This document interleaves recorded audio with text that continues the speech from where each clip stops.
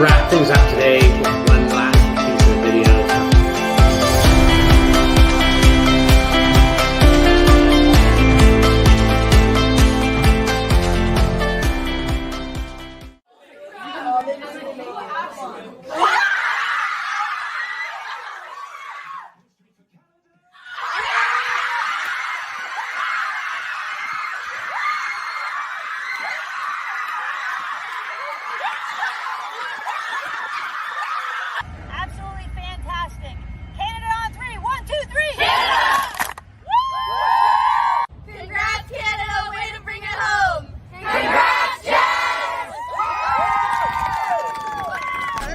Gold medal winner. Oh, so happy for you. Wow, that's a lot of people. Hi everyone. Thank you so much for coming and being here. Oh my God!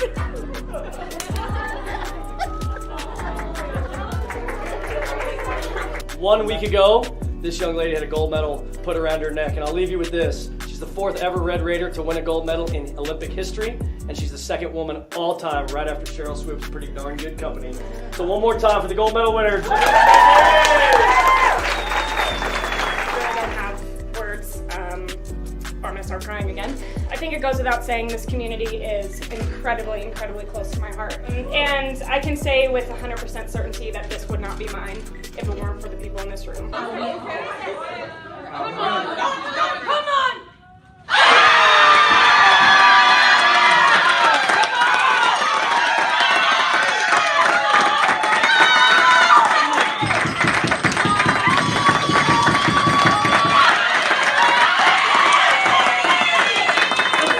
Substitutions coming for Portland. The crowd has gotten a whiff of it.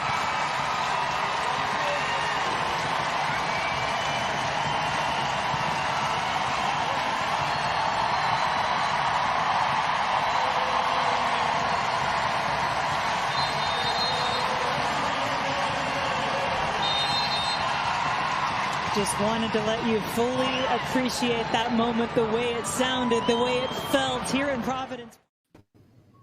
Hey, Lindsay, how are you? Hey, Mark. I'm great, thanks. How are you doing? Good, good. I've been away from Bourbon St so long that I've run the first beard of my life. I think it's been 2 years since I've been on. I see that. It's like summer mark. Summer mark is out. I don't know. It's more autumn mark, or you can just call me Autumn if you want. Hey, did you watch that gold medal match? Oh, of course. Of course I did. It's like, can you talk about goosebumps? Amazing. And for me, I really think if there was one gold medal over the last 3 or 4 Olympics that I wanted Canada to win, it was women's soccer. Yeah, it's been a long time coming. Absolutely. And you hope that it kind of catapults them onto the World Cup in 23. Yeah. So this team. 100%. 2012, I was lucky enough to be in London for the Olympics, and I actually watched that amazingly crazy, agonizing match we had against the U.S. Americans. In Canada Olympic House, which I know you, in your past career, Molson, were a big part of. And sitting there amongst all the other athletes and watching that game and agony. And yes, we went on and won a bronze medal, but, you know, for Christine Sinclair, boy, this is justice. Oh, no kidding. And just the clip of the like raw, genuine emotion of the teammates in the States. As a former collegiate soccer player myself, you can so appreciate that unwavering support that they have. It doesn't matter where you're from, what your background is. When you're on the pitch, you're just one, and you can so see that because here, you know, the Americans were knocked out of the gold medal game by Canada, yet the teammates are just overwhelmed with support for their Canadian teamates. So could you actually visualize a young Lindsay actually sitting there watching one of your teammates, or were you actually, young Lindsay was on the pitch in Tokyo? What were you thinking? Young Lindsay was not on the pitch in Tokyo, but young Lindsay was appreciating the work and the inspiration these women have, the ripple effect, actually. I'm sure you've seen their studies post-pandemic. It's like 1 in 4 females might not go back to their sport that they played pre-pandemic. And I read somewhere it's like 350,000 women that could potentially be sidelined. So I feel like the media coverage of the women in general in the Olympics this year has been rightly so and deserving, and hopefully, you know, the inspiration follows. Yeah, look, you and I both know that the support, the access, the opportunities for women's sport was already a challenge. It is interesting because on one hand, you have organizations like Angel City FC, who I keep referencing as sort of this, and they pop up everywhere as this amazing new approach to female professional sports. Mm-hmm. Yeah, to your point, the pandemic, we aren't going to know the full impact of this pandemic for decades, but to your point, if 1 in 4 women aren't going to go back, wow. Devastating. Not good. Mm-hmm. So speaking, going back, do you like the Arkells? I do. All right, so let's have a quick look at this cool little flashback to the Arkells return to the stage, plus a pretty intriguing little cross promotion with Blue Jays. Well, Pat, I see there's a big, long weekend coming up in August. That's right, Buck. We're looking at a huge 3-night homestand with Arkells, August 13th, 14th, and 15th. The boys return to the Bud stage after an unprecedented absence. What can we expect? The guys are looking to complete a 3-night sweep. The first 2 shows sold out, and so they added a third on August the 15th. Well, we know the time off stage has made the fans very hungry, and they've been working hard all spring long. Max took the entire time to grow his hair. Look at that mop.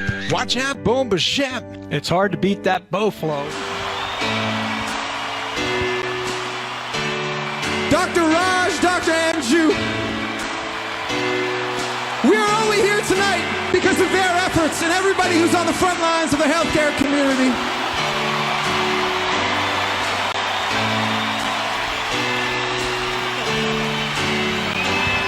Love you, man. Love you. Love you. All right, you watch the rest of the song right here, okay? You couldn't name a price. You couldn't buy me off. Don't need to read my mind. What are you crying for? What are you crying for? Oh, Rose. Hey. Will lead me back to you. Oh, Rose. Will lead me back to you. I want to take a picture of you with all these people behind me. Stand right here. Stand right here. So I have a couple of questions for you. Okay. What do you think of that little integration with the Blue Jays, with you know, with the announcement with Buck and how they cross promoted it? I loved it. It's so different. It's so unsuspecting to hear that soothing voice of baseball promoting a concert. I think it's pretty cool. Now, I kind of screwed up because I was supposed to announce that this is this week's segment of Weekly Pulse. Usually we have Don from IMI, but IMI isn't here this week. So you and I are going to talk a little bit about kind of the Canadian return to events. And did you know anybody who went down and saw the Arkells, or did you go yourself? I didn't go myself. I would have loved to, but definitely had some friends there and old colleagues that were excited to be back in action. How about yourself? I guess you were on vacation. I was on vacation and growing this beard, but while Max was growing his hair, and I noticed that Buck didn't call me out. But I guess what I'm intrigued about is looking at, you know, if we think about culture and society, and I'm not just talking about the fact that our business has a lot to do with sponsorship experiential. How do you feel about these different things? So we're now returning to music, we're returning to events. How do you think that's going to impact the way people feel as we go forward?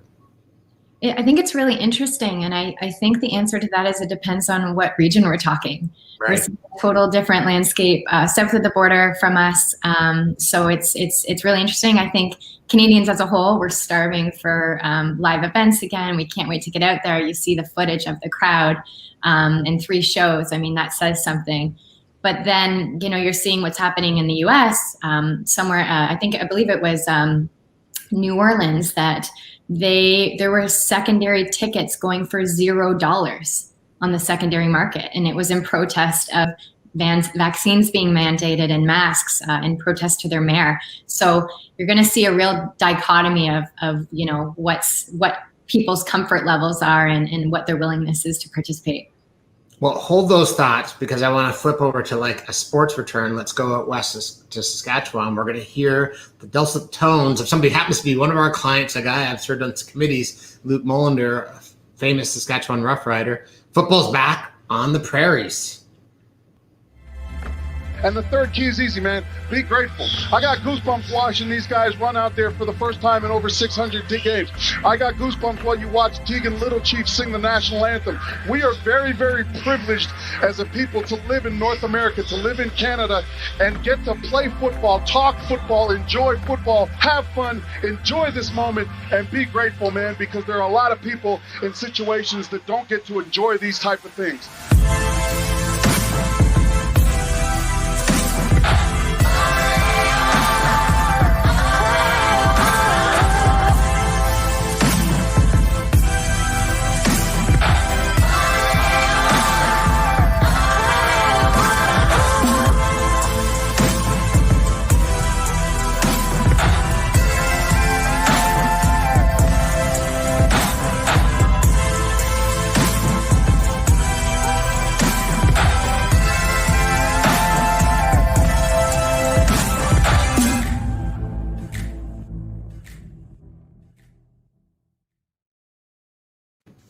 There's one word in that voiceover that really jumped out for me. Do you know what it was?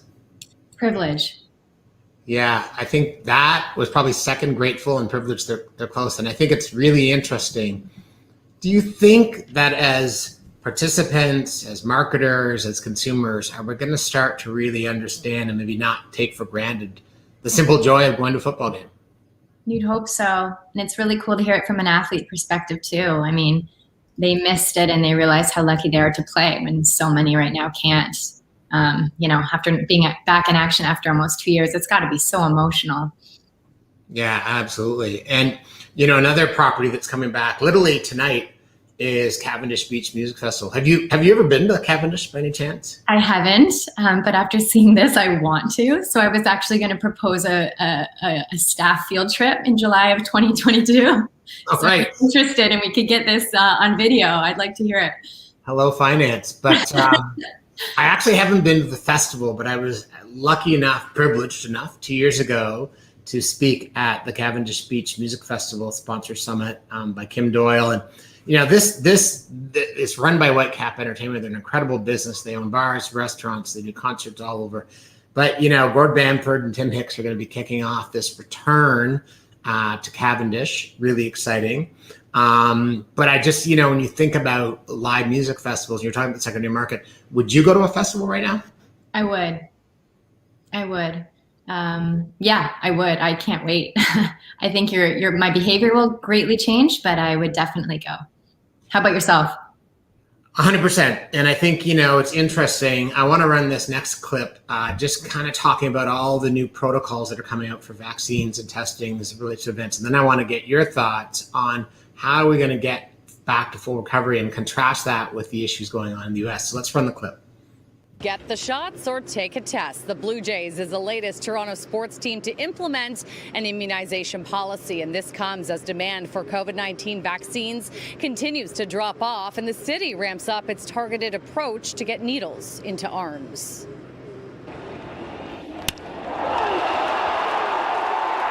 15,000 fans have been filing into Rogers Centre every home game since the end of July when the boys' summer returned to Toronto. A week after MLSE declared its immunization rules for anyone attending Leafs, Raptors, and TFC games, the Blue Jays followed suit. Now, if you have a ticket, this will not apply to you. The policy kicks in September 13th for the remaining 12 home games. Those fans will have to prove that they are fully vaccinated or provide a negative test that was taken within 48 hours of game time. The City of Toronto and major hospitals, the Blue Jays and MLSE, the major banks, and just a few minutes ago, the Toronto International Film Festival. Across our city, employers are stepping up with vaccine mandates, which is fundamentally about protecting not only their staff, but the community in which they serve and our city as a whole. So interesting. You're seeing this sort of new approach. Were you surprised by the RBC announcement, for example? Admittedly, no, as I have a friend that works at that bank. All right, you get insider info. I had insider info, but you see writing on the wall as leaders in the space that they would take a stance. What about you? Well, I just think we're at a place where, look, I wish I knew what was going to happen to me 20 years down the road with this vaccine inside me. And I respect everybody's personal choice. But I think at the end of the day, all of us were wrong in our predictions. We've got to fight this thing with everything.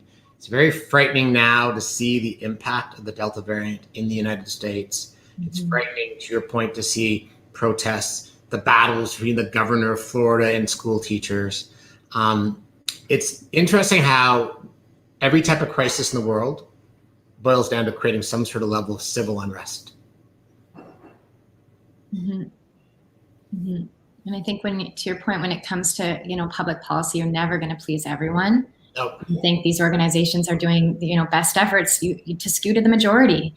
We know majority of Canadians are vaccinated. We know majority of Torontonians are vaccinated, and you have to create some semblance of security for those going to your events. So I don't know that there was another option. Yeah.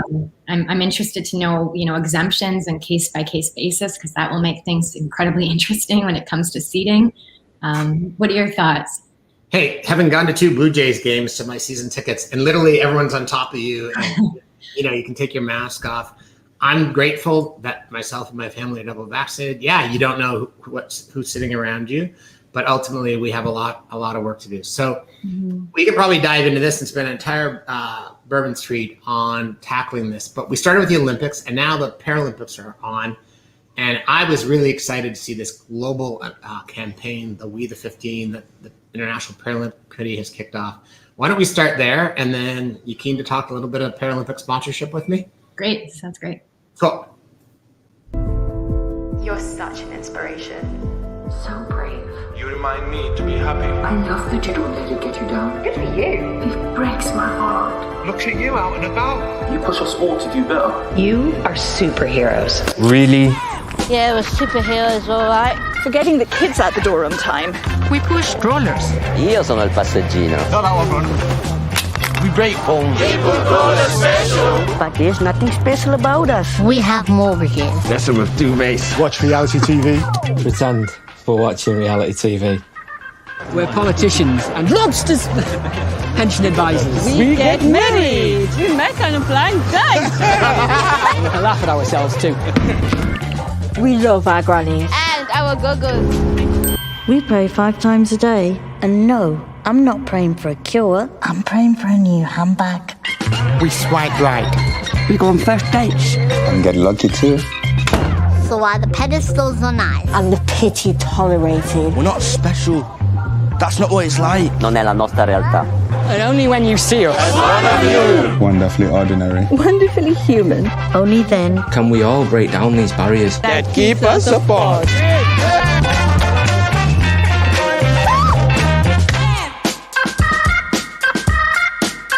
That's 1 billion people.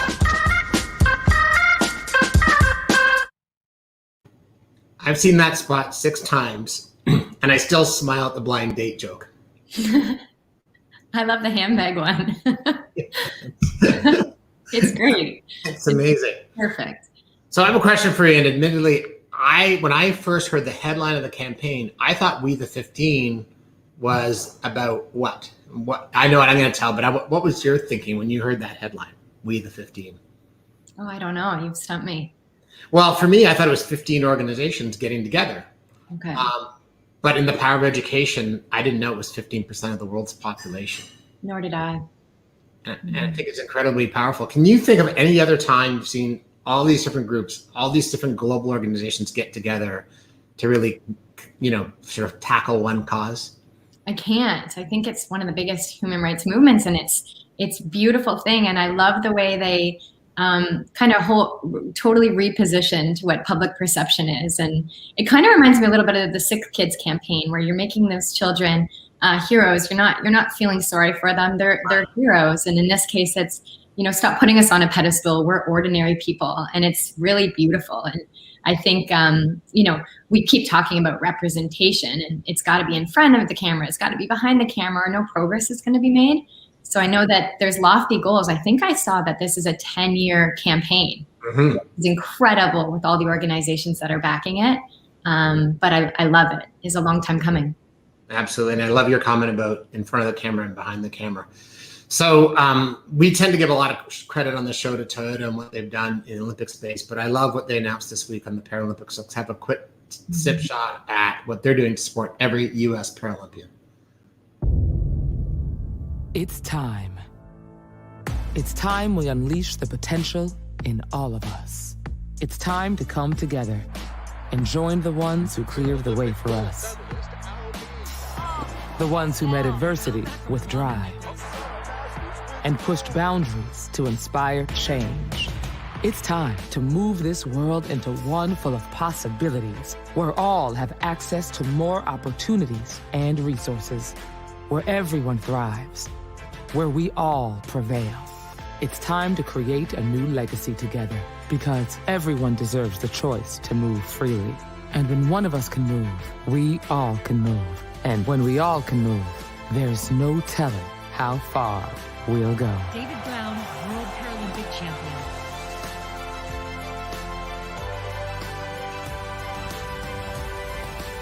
Toyota, proud partner of Team USA. Mrs. Long? Yes? We found a baby girl for your adoption. She's in Siberia, and she was born with a rare condition. Her legs will need to be amputated. Her life, it won't be easy. Mrs. Long? It might not be easy, but it'll be amazing. I can't wait to meet her. Toyota, start your impossible.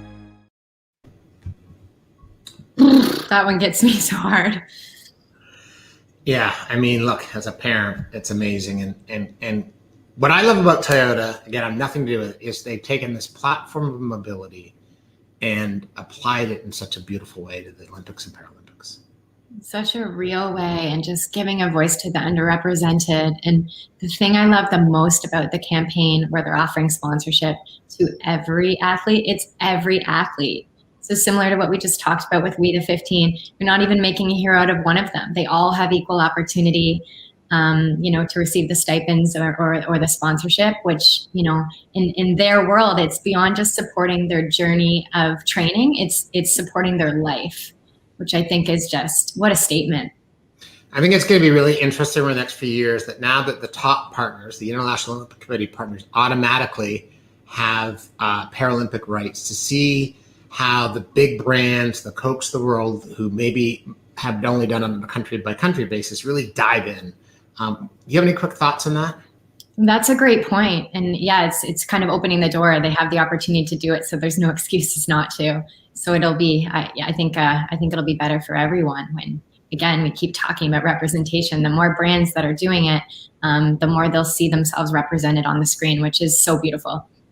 Yeah, I really think when the marketers in the audience today think about that We the 15 campaign, they really should take a look at their business. Think, okay, how do you latch on and become part of this global movement? And to your point, it can't just be in front of the camera on a poster and an ad, but what are you doing behind the camera? I even look at our own organization and say, what have we done proactively? We've worked with the Canadian Paralympic Committee for a long time. Have we actually gone and said to them, we actually specifically want to try to bring in a Paralympian or somebody with Downs? We haven't. So admittedly, I'm not trying to throw a stone in a glass house, but I think that's the type of impact that these campaigns could have. Yeah, they're forcing you to think about these things. Yeah.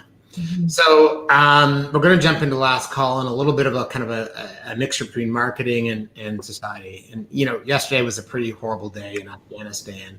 And it's been a kind of a horrible week and a half, and we're not going to talk politics today. But I want to run this quick spot, this story from Airbnb supporting Afghan refugees, and get your thoughts on this.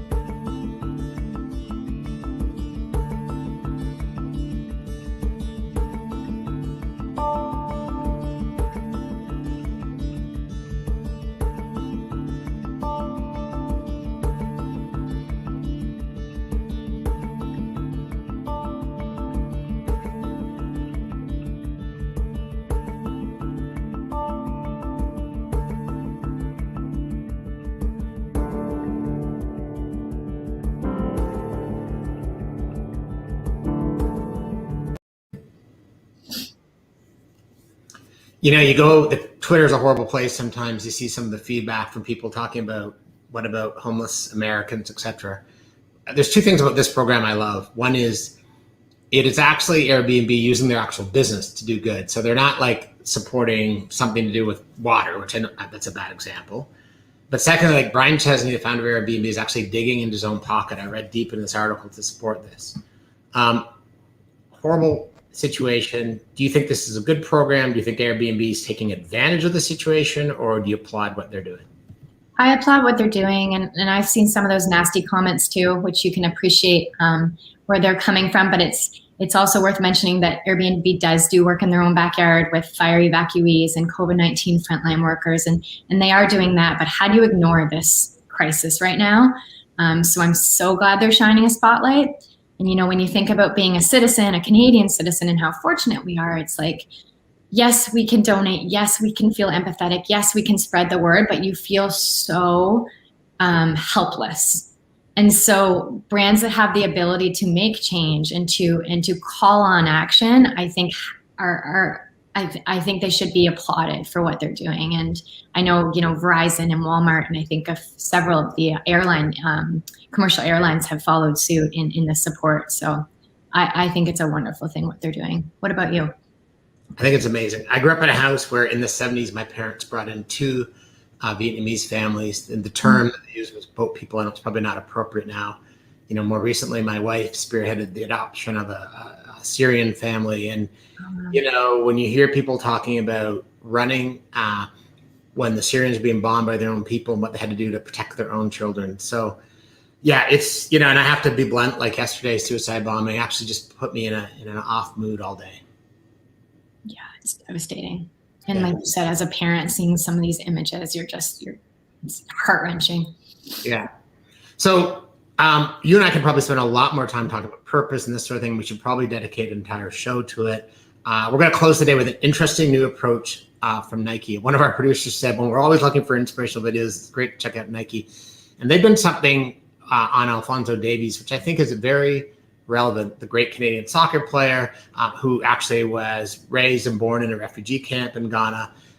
So thanks, Lindsay, for joining me. Hope to see you again soon. Who knows? I might even have hair up here. Thank you for having me. I don't know if maybe I'm over-promising. I'm not supposed to spot from Nike. Be safe, and if you can help out people from Afghanistan, please do. How do you know Alfonzo Davis? How do you know about Alfonso Davis? I asked you first. I asked you second. Alfonzo Davis. Pure fam, you cheese me, dog. Pure fam, you cheese me, dog. Pure fam. Why are you talking like that, bro? I'm practicing my Canadian accent. Caravana's in a couple months, and I'm just preparing myself for success. Trust me, Daddy. Yo, hey, bro, don't ever call me daddy ever again. Man. Who you trying to be anyway, Alfonzo Davis? How do you know about Alfonzo Davis? How do you know about Alfonzo Davis? I asked you first. I asked you second. And while you spend your Saturday mornings watching cartoons or whatever it is that you do, I wake up early, I grab a bowl of cereal, I sit down right here, and I watch Bundesliga, brother. Well, that's a waste of Saturdays, brother. I just wake up and catch the recap. You gotta work smarter, not harder. It's actually really surprising how much of a casual you are. Oh, so I'm a casual? Oh, yeah. Okay. Well, if I'm such a casual, how did I know that Fonzie was the youngest player to ever play on a Canadian national team? That's because you forgot to mention he's actually the youngest player to ever score for the Canadian national team. But it's okay. That must have casually slipped your mind. Okay. I'm sorry, I just didn't expect a bench warmer to know anything about scoring. A bench warmer? Yeah. You must have forgot when I dropped 50 on your head at the Y. You must forgot that you haven't grown since. My Lord, you must have forgot to brush your teeth and the fact that your man bun makes you taller. Yo, what up? What are y'all doing? Arguing about who learned how to read first? No, Clarity thinks he's the only one that knows about Alfonzo Davis. Yeah, move. Yo, fam. Ooh, that boy can ball. Isn't he like the first player born in the 2000s who played in the MLS? He's like 18.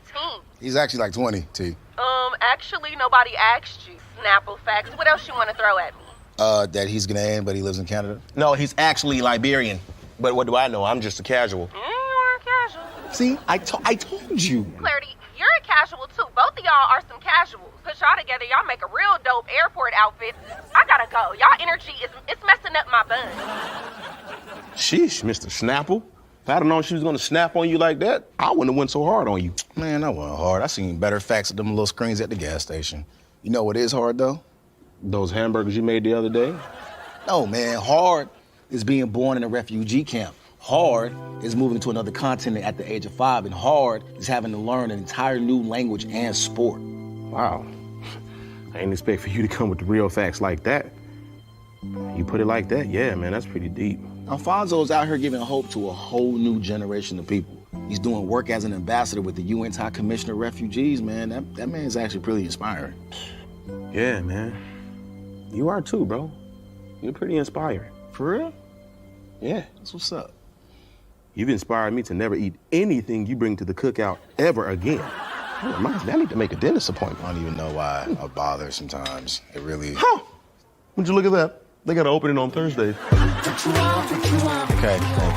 What you want, what you want, what you want.